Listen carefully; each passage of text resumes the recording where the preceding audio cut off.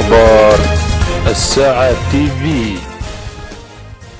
استبعدت المحامية الأمريكية باتريسيا عقوبة الحبس التي تنتظر الفنان المغربي سعد المجرد لقضية اتهامه باغتصاب فتاة أمريكية، وقالت إن المجرد سيحكم عليه بتعويضات مالية فقط. وقالت إن قضية الاغتصاب التي تدعيها الفتاة الأمريكية لم تغلق بعد، وتداعياتها في أمريكا تثير ظلالات في الوسط الإعلامي والقضائي، ولا ندري ما إن كانت هذه القضية ستنتهي نهائيا بإصدار المحكمة لحكمها، أم أن هناك مفاجآت أخرى تنتظر النجم الشاب سعد المجرد الذي يطارده شبح أخطاء الماضي.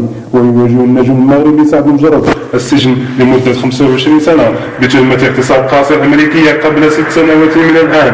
وتعود تفاصيل القضية إلى شهر فبراير 2010 عندما استقبل المجرد في شقته بأمريكا فتاة أمريكية وحاول اغتصابها وانهال عليها بالضرب بعد المقاومة التحرش بها بحسب روايتها. وذكرت صحيفة نيويورك ديلي نقلا عن مصادرها الخاصة أن السلطات الأمنية ستعتقل الفنان المغربي في حالة دخوله إلى التراب الأمريكي التي غادرها سنة 2010. وأكدت المصادر ذاتها أن المعلم يعد مجرما فارا من العدالة، وأن التقادم بالنسبة للضحية التي رفعت دعوى قضائية أخيرا سيكلف تعويضات بأموال ضخمة. لا تنسوا الاشتراك بالقناة ليصلكم الجديد.